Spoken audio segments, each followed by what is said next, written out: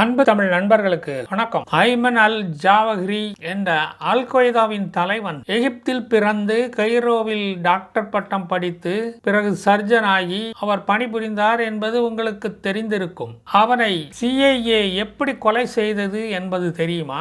அவன் பாகிஸ்தானில் இருந்து இரவோடு இரவாக சாமான் ஜெட்டுகளை எல்லாம் தூக்கிக்கிட்டு ரகசியமா ஆப்கானிஸ்தானில் உள்ள காபூலுக்கு வந்தான். 3 மாதங்களுக்கு முன்பு குடித்தனம் செய்தது யாருக்குமே தெரியவில்லை.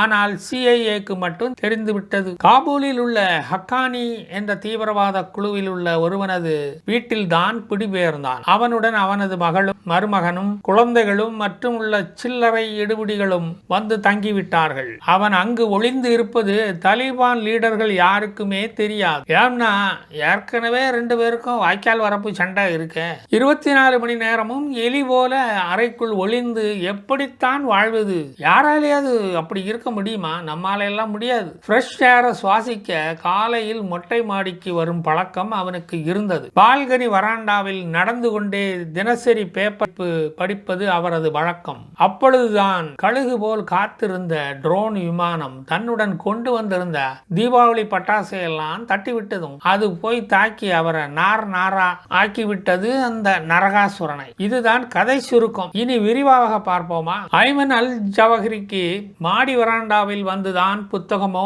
பத்திரிகையோ படிக்கும் பழக்கம் உள்ளது. காபூலில் ஒரு வீட்டில் ரகசியமாக தங்கியிருந்த ஜாவஹிரி பிள்ளையாண்டான் பேப்பர் படிக்கலாம்னு அன்னைக்கு மொட்டை மாடிக்கு வந்திருக்கான். CIAக்கு ஏற்கனவே அவருடைய உலாவிக்கிட்டே படிக்கிற ஹேபிட்டை எவனோ ஒரு சோனாச்சலம் போட்டு கொடுத்திருக்கான். உடனே அருணாச்சலம் கையில இருந்ததை தட்டி விட்டுட்டான். துல்லியமா சென்று தாக்கும் சூலாயுதம் பறந்து வந்து பொளந்து கட்டியது. ஜவாஹிரி சவகிரி ஆனார்.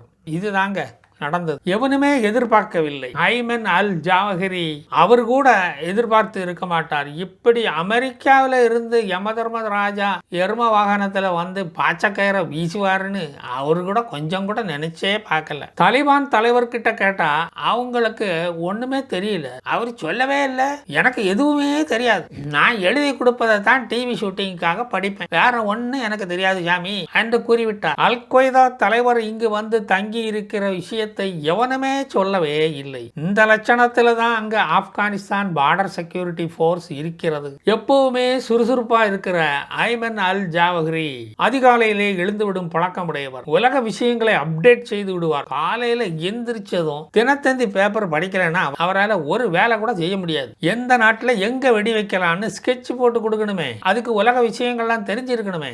எப்பவும் அவர் பேப்பர் படிக்கும் போது யாரையும் பக்கத்துல வச்சுக்கிட மாட்டார். தனியாக தான் பேப்பர் படிப்பார். இந்த உலகமே தேடும் ஒரு குற்றவாளி இப்படி தனியாக உலாவலாமா? செப்டம்பர் 11 அட்டாக்கு ஏரோப்ளேனை அனுப்பி 3000 பேரை கொன்ன புண்ணியவான் கொஞ்சம் ஜாக்கிரதையா இருக்கக்கூடாது? ஒசாமா பின் லாடன் மாதிரியா அஜாக்கிரதையா ஏமாந்த சோனகிரியா இருக்கணும்? இந்த CIAக்கு ஐமன் அல் ஜாவஹிரி தங்கி இருக்கும் வீடு தெரிந்ததும் அதே மாதிரி வீடு ஒன்றை செட்டப் செய்து அவரை எப்படி தாக்கலாம் என்று ட்ரையல் பார்த்து இருக்கிறார்கள். இந்த விஷயங்கள் ஜோ பிடனுக்கு மட்டும்தான் தெரியும். அவரை கொல்லும் போது மற்ற அப்பாவி மக்களை கொன்றுவிடக் கூடாது என்று கட்டளையிட்டுள்ளார். ஜூலை 25ஆம் தேதி ஜோசியர் ஜோ பிடன் நாள் குறிச்சு கொடுத்து இருக்கிறார். சனிக்கிழமை 4 நட்சத்திரம் நல்லா இல்ல, சண்டே சுப முகூர்த்தமா இருக்கு, அன்னைக்கே வச்சுக்கிடலாம், ஓகேயா, ரிலாக்ஸா கொண்டுடலாம். பந்தக்கால நட்டு விட்டார்கள். இவர்கள் எதிர்பார்த்த மாதிரியே ஏமாந்த சோனாச்சலம் சண்டே பேப்பரை கக்கத்துல இடுக்கிக்கிட்டு உலக நடப்பை தெரிந்து கொள்ள மொட்டை மாடிக்கு வராண்டாக்கு வந்தாரு. உலக நடப்பை தெரிய வந்தவரை இந்த உலகத்தை விட்டே அனுப்பிட்டீங்களா ஐயா? என்ன அநியாயம் இது? மறுநாள் தான் அவர் செத்த செய்தி உலகெங்கும் தலைப்பு செய்தியாக வந்தது. 20 ஆண்டு காலமாக தேடுதல் வேட்டைக்கு பலன் கிடைத்தது. இது கிட்டத்தட்ட பால்கோட் அட்டாக் மாதிரி தான். புரோகிராம்டு மிசைல், அதாவது புரோகிராம் எய்டட் மிசைல் தான் அவரை தாக்கி அழித்தது. Photo image scanner, moving object scanner இவைகள் ஆளை துரத்தி சென்று தாக்கும் தன்மையுடைய மிசைல் MQ-9 ரீப்பர் ட்ரோன் தான் இதற்காக பயன்படுத்தப்பட்டது. அது உங்களுடைய போட்டோ இமேஜை ஸ்கேன் பண்ணி விட்டது என்றால் நீங்கள் எங்கு சென்று ஒளிந்தாலும் துரத்தி சென்று தாக்கும். இந்த மிசைலில் வெடிமருந்து பொருட்கள் பயன்படுத்தவில்லை, அதை நீங்கள் கவனிக்க வேண்டும். ராக்கெட் கிளம்பியதும் டார்கெட்டை நெருங்கியதும் 6 இரும்பு தகடுகள் சுழந்து கொண்டே வரும் அந்த பிளேடுகள் ஐமன் அல் ஜவஹாரியை நூறாக நாராக கிழித்து வீசியது. இதனால் அவர் மட்டும்தான் இறந்தார். கொலாட்ரல் டேமேஜ் எதுவும் இல்லை. கீழ்த்தளத்தில் பொண்டாட்டி பிள்ளைகள் பேரம் பேத்திகள் எல்லாம் சுகமாக தான் தூங்கிட்டு இருந்தாங்க. இரட்டை கோபுரத்தில் அப்பாவிகளை கொண்ட மாதிரி அந்த பில்டிங் முழுவதையும் தாக்கி அழிக்கவில்லை அமெரிக்கா. குற்றவாளியை மட்டும்தான் கொன்றோம், மற்ற வாளிகளை கக்கூசிலேயே விட்டுவிட்டோம் அப்படின்னு சொல்றாங்க. 11 வருடங்களுக்கு முன்பு ஒசாமா பின் லாடனை கொன்ற பிறகு ஐமன் அல் ஜவாஹரி அவரை இப்பத்தான் கொல்ல முடிந்தது. இவ்வளவு நாள் ஓடி ஒளிந்த எலியை பக்கெட்டில் தான் கூட்டி வாரி எடுத்தார்கள். திங்கட்கிழமை இந்த நற்செய்தியை ஜோ பைடன் உலக மக்களுக்கு அறிவித்தார். இரட்டை கோபுர தாக்குதலில் பலியான நபர்கள் ஆத்மா சாந்தி அடைய வேண்டும் என்று அவர் பிரார்த்தித்தார். ஏப்ரல் மாதமே புது மாப்பிள ஐமன் அல் ஜவாஹரி காபூலுக்கு புது குடித்தனம் வந்துவிட்டார் என்ற செய்தி ஒயிட் ஹவுஸுக்கு தெரியப்படுத்தப்பட்டது. உளவாளிகள் சொல்லிவிட்டார்கள். 2 மாதம் கண்காணித்த போதுதான் தெரிந்தது அண்ணனுக்கு தினசரி பேப்பர் படிக்கவில்லை என்றால் மண்டை வெடித்து விடும் என்பது. ஐமன் அல் ஜவாஹரியின் பேட்டர்ன் ஆஃப் லைஃப் ஸ்டைலை கண்காணித்தார். பகல் பூரா அந்த வீட்டு அண்டர் கிரவுண்ட்ல எலி மாதிரி வாழ்ந்துகிட்டு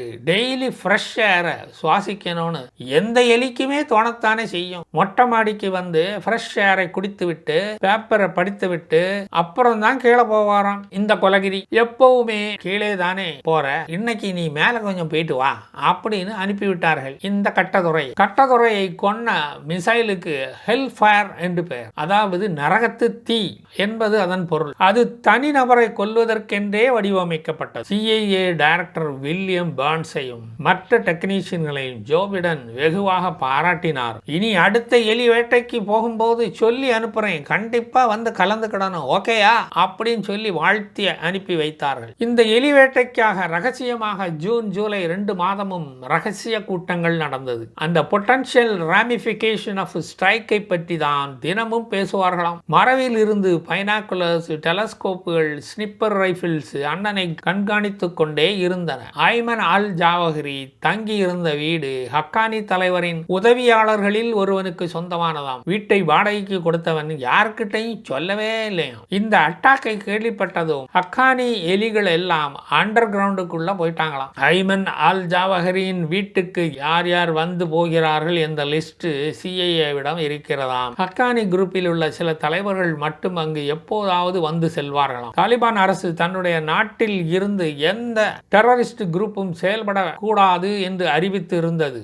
அதனால் தாலிபான்களுக்கே அவர்கள் தங்கியிருந்த விவரம் அறிவிக்கப்படவில்லையாம். இவ்வளவு நாளும் பாகிஸ்தான் பார்டரில் தான் ஐமன் அல் ஜவாஹரி தங்கி இருப்பார் என்று அமெரிக்கா நினைத்தது. ஆப்கானிஸ்தானை விட்டு அமெரிக்கா தனது படைகளை விலக்கி கொண்ட பிறகு ஆப்கானிஸ்தானில் இனி ஜாலியா சேஃபா வாழலாம் என்று வந்தவருக்கு நேர்ந்த கதியை பார்த்தீங்களா?